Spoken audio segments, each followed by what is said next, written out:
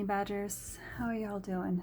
I've had to get a little bit creative with how to do videos lately, also with the shorts, because in the south here, I mean everywhere it's winter, but not just winter. In the south here it's like crazy freakish winter where we're getting much more extreme storms than we normally get this time of year, especially for me in North Carolina. North Carolina tends to be one of the states in the South that gets, across the southern states, we get much more milder winters typically. I only live about 2 hours away from the Tennessee border, and even just within those couple hours, storms can hit way worse over there, and then they sort of fizzle out by the time they get over here. But between last year and this year, last year in this area we had Hurricane Helene that hit, and then this year we have the polar blast that keeps coming and going, where the weather reports keep saying, oh yeah, it's over, it's done, and then another round comes in and they're like, no, it's gonna warm up. And because I got that on my phone last night, they said, oh yeah, the south is gonna start thawing out now. And then I got an update today. So, oh no, just kidding, there's another round of storms coming, sorry. So I've had to get a little bit creative with how to do videos, because I typically do my completion reels outside so you can see them in the sunlight, and the sun can hit the the glitter effect of diamond art, so you can see how it's meant to look. Because I live in, I mean, I don't live in a literal cave, but I live in an older house where the lighting is kind of iffy in a lot of spots, where even when I try to film it brighter and put extra lights on, I still have to go into editing and light it up even more, just because I live in a very wooded area in an older house. So yeah, I keep planning on videos to make, and then it tends to not work out with the weather or the lighting or whatever. So yeah, this is one of those days where I had to kind of move around my plans and do something else. I'm still finishing up Coffee Girl, but yeah, the lighting is outside and inside is not super great. So I thought I would do a smaller project today. And this one, I think I featured in the owl canvas haul I did not too long ago. I'll try to remember to link it below if you want to take a look at that and see when I first talked about this. But in that video I had mentioned this is meant to be a diamond painting light that has these like little LED bulbs, and if you've never worked on one of these, you don't have to do any electronics or anything with it. It's already wired up for you and everything.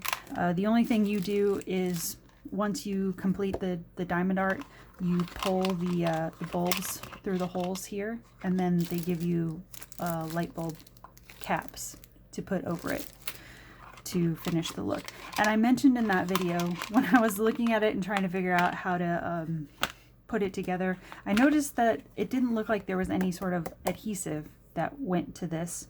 And I mentioned that I was going to look into it and come back to you guys and see what I could figure out, because when I did like a little test of trying to put it together without doing the diamond art, obviously it just felt flimsy, because there's not really clips inside. I mean, there's kind of like a tiny little edge, but it doesn't really look like it's gonna hold much of anything.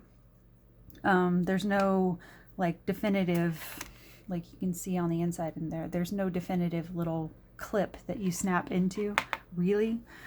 So it just made me nervous about, when you go to set this up, how well that was going to sit. It just I didn't really trust the thinness of this, and it just sitting on itself by gravity. Just it kind of makes me think of there's a well-known cathedral down in downtown Asheville. That's one of the few cathedrals in the world that has a dome on it that is not adhered to anything other than itself, as far as there's no cement or any sort of adhesive or glue or anything on the dome. It's simply placed together with the natural pressure of gravity, and it's like a special technique that the builders used ages ago to put it together. And when I first learned about that, when I first moved to this area, that idea blew my mind, that it was just a matter of placing the stones in just the right geometry so that it would hold together, and it's still standing to this day. It's just wild to be that. And they said there's only like a handful of cathedrals in the world that are built that way. So I'm just thinking, like, the science and mathematics and everything that went into building that structure, I don't really put the same faith into something that cost me like $4. So I wanted to give it some kind of backing, some kind of stability, but I didn't really know what to work with it, because I was thinking, it's lighting, what's the safest way to go? I have spray adhesive, I have what is it, E6000, I have Gorilla Glue, I have all that stuff in my supplies, but I didn't know how. I mean, LEDs, that's kind of one of their defining features, is they're relatively safe to work with because they don't put off the same heat as standard light bulbs. But still, I mean, I wanted to be safe about it. So I tried looking online, and I've been thinking about this project for a while. That's why I hadn't mentioned it since that haul video, because I was still pondering on this all this time in the back of my mind as I was working on other projects.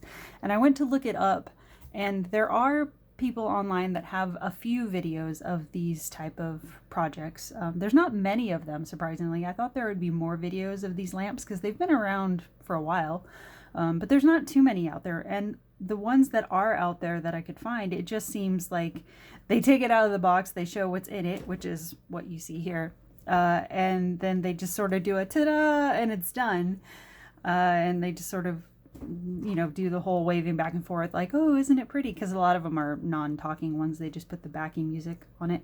And I was looking at these going, no, that is very pretty. It also doesn't answer my question at all.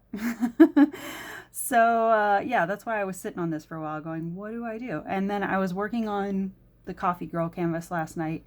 And one of the things I love about diamond painting is, you know, I've mentioned before how it is sort of like, as far as mentally therapeutic. I got into it initially because I used it as a way, and still do, as a way to channel my OCD into something healthy and productive, rather than just, you know, letting my mind go with the wild tangents. It channels it into something, and it's I'm sure a lot of you have run into this. It's a very like meditative type of craft to get into because you're doing the repetitive motion. And there is something, it's probably tied to my OCD. I've always had a fascination with tasks or games that have like sort of a reliable organizational repetitive nature to it, as far as like, you know, I like the games where you know, like, I haven't played them in a long time, but you know, the games like Candy Crush and the organizational bubbles and gems and things like that. I used to do that years ago. I used to play those for like hours on end when I was, you know, waiting for things or, you know, doing public transit or whatever that was going on, where I was in a place for a long time. I could spend ages doing that. And I've always had, it's always had sort of a calming fascination for me, those type of activities. And so when I got into diamond painting, it had a lot of that same feeling to it. So I ended up going into diamond painting instead of doing those computer games, which I'm not knocking the computer games. I still like those. My attention tends to be on this more now. But my point in all that was saying that there's something that's very like calming and almost channeling about doing this activity, where you're just doing the activity and then all of a sudden a solution to something that's been plaguing you for a long time, just when you're not even paying attention, just pops into your head and you're like, oh my god, I know what to do.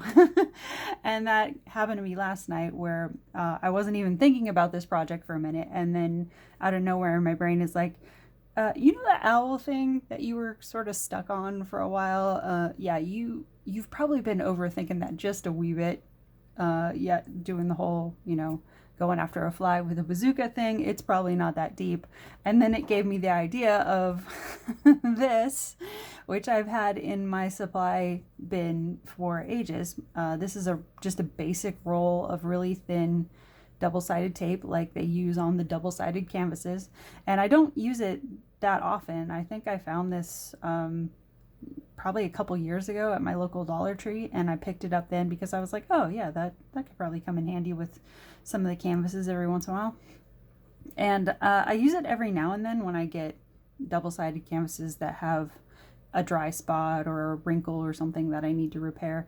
But as you can see, I mean, I've only bought like 2 of these rolls back a couple years ago, and I've barely gotten into the first one. The other one's still in its wrapping. So I thought, yeah, let's just try this. So it has a sticky side here, and then it has a very thin paper side that you peel back.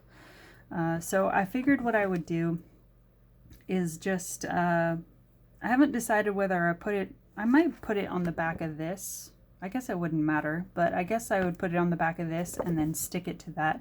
And I was thinking that should be relatively safe for any, fire hazard concerns I or maybe whoever's watching this might have, because it's the same type of double-sided tape that goes on the canvases anyway.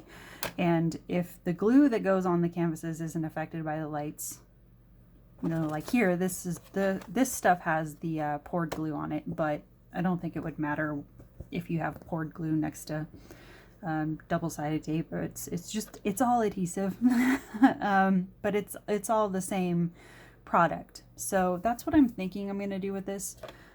Is I'm going to go ahead and work this up really quick and then put that together and then have my own ta-da moment. I'll think about how I want to do this. I don't know if I'll do the actual drilling on camera. I mean, I might come back and show you a little bit of it when it's done, or partway done.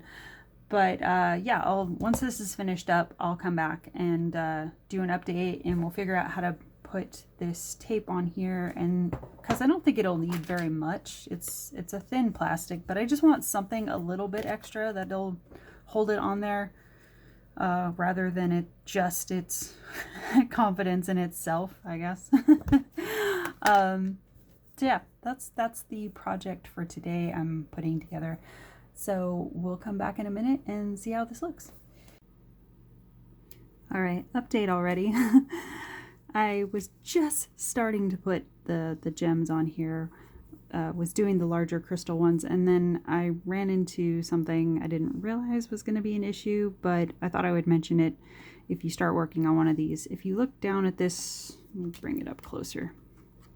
So I put the larger ones down there, and you see how I'll move this so you can, whoops, don't want to scratch my light board. You see how that number is kind of cut off there? So the circle to put this on is not fully there for this one. So this looks like one of those ones you're gonna have to fudge with the spacing just a little bit. So I thought I would do this part on camera just to see how well we can do this, just to make sure there's room on here. So these are just the plain flat top white crystals. Those are in the eyes, and there's one in the wing, and it looks like there's going to be some lines of them up in there. So I was just doing those to start off. And then all the ones are, they look like just regular 5200 white. So I thought I would just do this little section here on camera to make sure we could do this okay. I'm not on camera at all. My apologies. Okay. Also, I apologize for the way my hands look with the winter.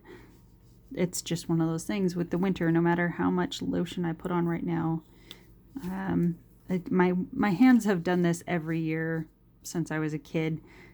I'd like douse them in lotion and body oils and stuff all the time, and I still come out with crone hands every few hours until basically spring comes back, and then they start to smooth out again. So yeah, apologize for the close-up of the rough winter skin right now. But it does look like the 5200 is fitting in there all right. There was another spot over here. Whoops. Another spot over here. Let me find the bag for that. It was number 2. Number 2 is this. Let me find this. Do I have a smaller tray around here? No, I guess I'll just use that one. Okay. For the purposes of doing this little trial run here. So the number 2 is this kind of light. I don't know how well it's gonna, like I said, I'll probably have to lighten up this video so you can actually see what I'm talking about. But it's this really light sky blue. It's probably looking a little bit darker on camera, but it's like a really nice, pretty light sky blue. So that's the other one I'm seeing that's a little bit cut off. So, okay, I am a camera for that one. All right.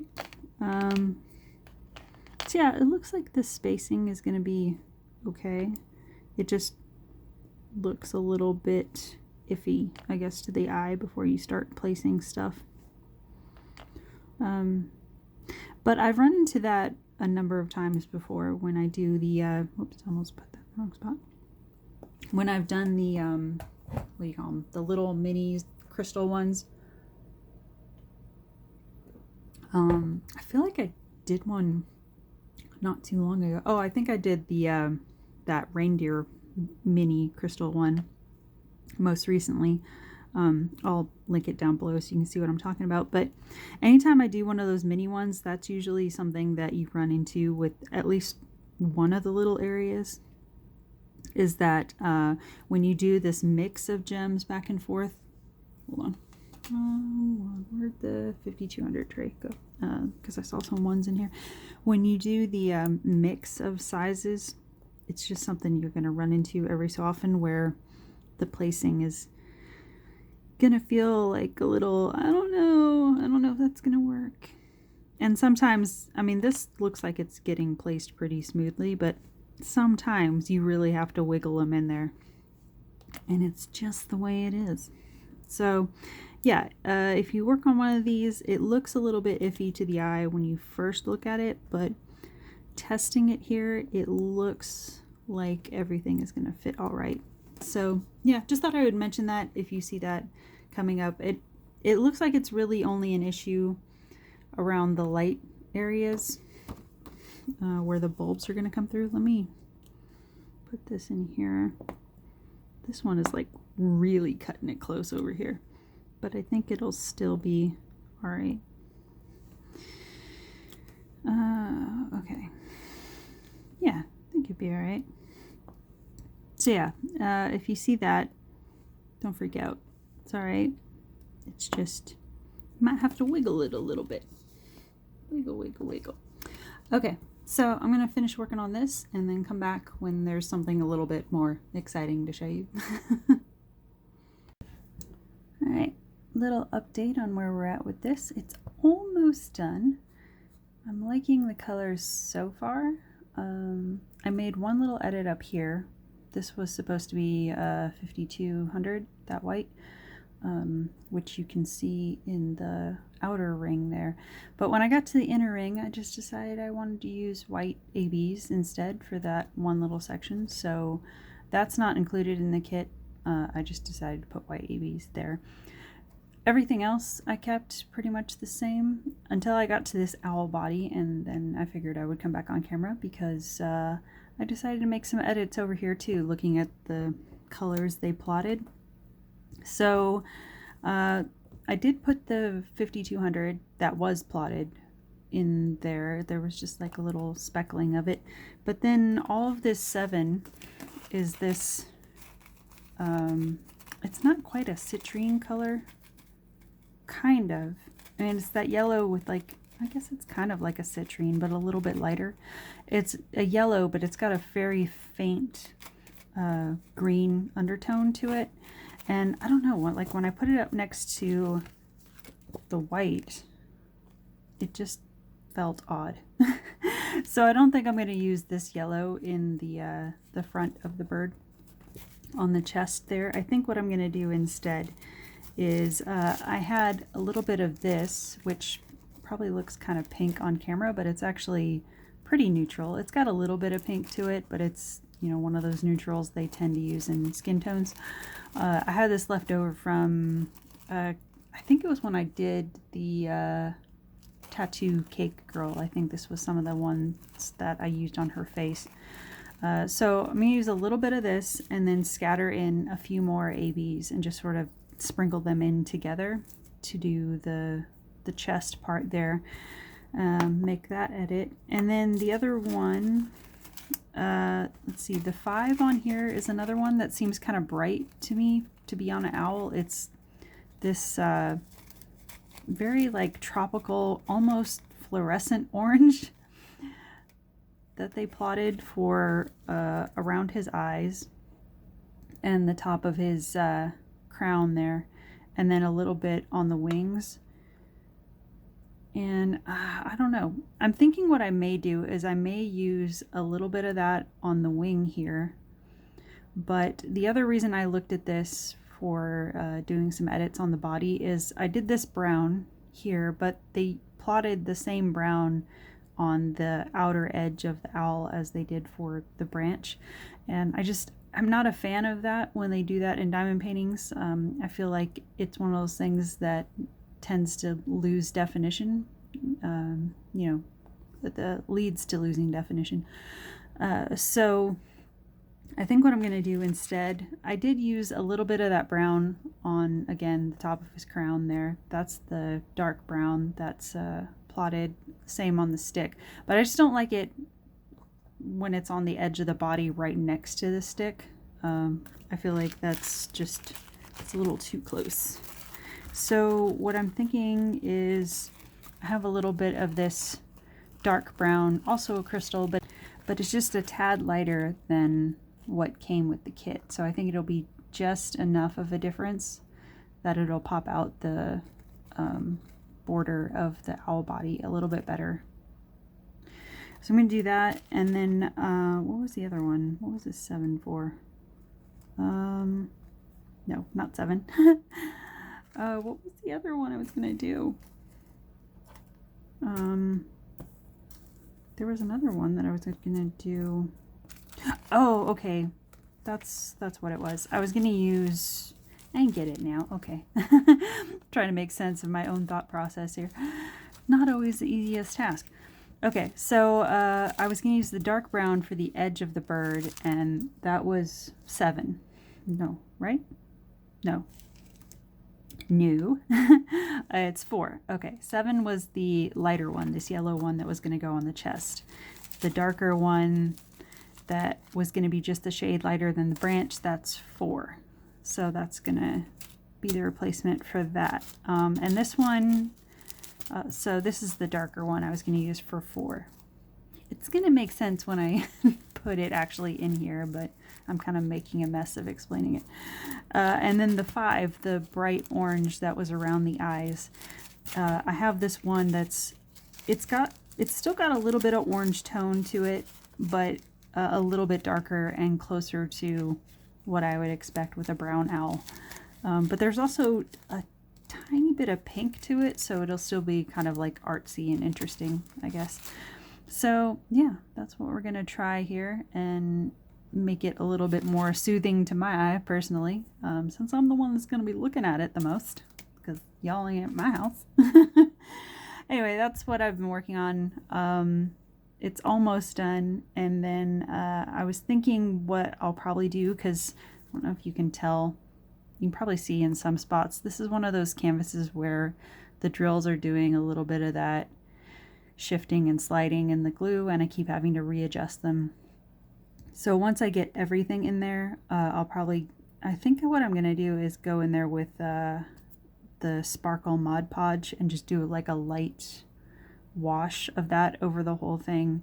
And then once that dries, then I can come back in and attach the double-sided glue, put the light bulbs in, and then it should be good to go. And we can do the final reveal after all of this. So yeah, stay tuned. All right, here we go. All filled in. This is with the color edits on the owl. I turned the light board off so you could see the colors a little bit better since it's dark outside now. But yeah, really nice colors. So while this was drying, because I think it may show up on camera a little bit, but I did the Mod Podge Sparkle wash on it, which is basically just I use the Mod Podge Sparkle but dilute it with a little bit of water, so, and then I pat it dry so that it just does like a very faint wash of glitter in the background while also doing the sealing thing. So while that was drying, which only took like maybe 10 or 15 minutes, I went ahead and set all this stuff up to put the light together. And what I decided to do was to put the double-sided tape on the back, because this particular double-sided tape or double-sided glue, however you want to look at it, it's really thin and it's really hard to get the backing off, at least to get it started. So I thought if I put it on the back of the what do you call this? I guess the platform, instead of putting it on the back of the actual diamond painting canvas. So if I put it on the backing of the lamp itself, the lamp frame, I thought I would have a little bit more sturdiness to try to get the paper off. So with this, what you do is you'll pry it up and one side will be sticky like normal tape, and then with double-sided tape the paper will be over it, so you just pull that off. So it's a little bit tricky to do on camera, but if you've never worked with double-sided canvas on actual diamond paintings, when they do the double-sided adhesive instead of the poured glue, or maybe you've used this trick before, but either way, if you come across double-sided adhesive on diamond painting canvases and you need a trick to figure out how to get the paper off without it shredding and flaking all over your canvas, what you can do is just take your thumb and rub the corner of it just a little bit, and then you might have to work with it just a little bit, but if you rub it over with your thumb over that corner, it helps kind of warm up the glue a little bit and pry that paper off. So then we'll do that again to this side. I just run it over a few times. This is a handy trick to learn, because one thing that irritates a lot of diamond painters about double-sided adhesive on canvases is that when you go to take the bigger pieces of paper off, when you get the full wrapped canvases, is a lot of times the double-sided adhesive will lift up from the canvas. So easy way to fix that is to just press it down and do the rubbing trick, and it will put the glue back down on the canvas, and then you can lift the paper up without lifting the glue up. So there we go. All the paper is off. And then I'm just gonna take, how was I gonna do this? I think I was doing it this way. So then you just want to line up the holes with where the bulbs are going to go with the holes on the oh, sorry, messing me up. Okay, so what I was saying is you want to line up the holes of where the bulbs are going to go with where the holes are on the canvas, and I messed it up just a little bit just now. So my tip to this would be to kind of hover over, put the canvas down on a flat surface and then kind of hover over with the owl part or whatever canvas you have when you're doing one of these, and just make sure all of the holes are visible through the holes of the canvas, and then press down. Yeah, that makes it a lot more secure than just sticking the canvas on there. So it's not exactly on there, but I think it'll be close enough. Well, let me see if, oh shit. Okay. You know what? Maybe we just leave it where it is. Maybe we don't mess with things that are probably going to work just fine, Angie. Okay, so when I was looking at the light switch here, and like I mentioned before, you don't have to do anything electronic. It's already set up for you. All you have to do is figure out where to pull the lights through and where to put the light caps on. Let me take the light caps out. And when I was looking at the formation of these, it's in a string of 5, but if you look at this, there's 2 lights holes up here and then 3 down here. So I'm figuring what I could do is just same formation down here. There's 2 lights up here, 3 down here. So just use that to sort of guide me. And, oops, hold on. Dang it, I am losing the caps. Okay, hold on just a second. We're good. We're good. All right, so then these just pop over like that. Yep. What is going on today? All right, there we go. So they just pop over the main light like that. I'll bring the other one in.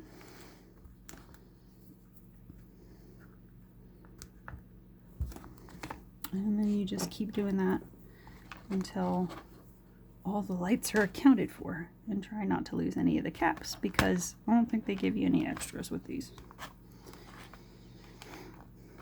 Okay.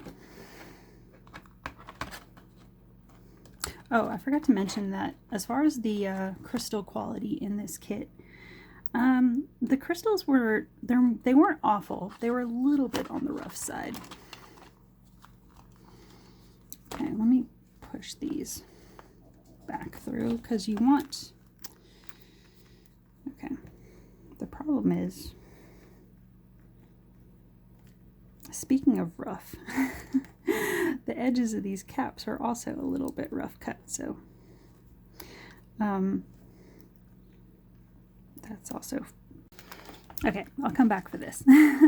So what I was trying to say is with these light caps, what you want to do is, you see there's a little bit of a lip down here.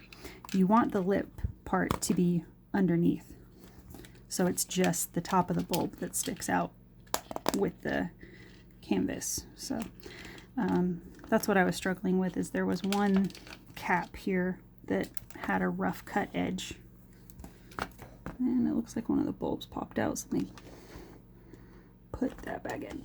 No! All right, this is not the smoothest operation here. So that's why I'm glad I put that adhesive on the backing, because that helped keep things together a little bit more easily.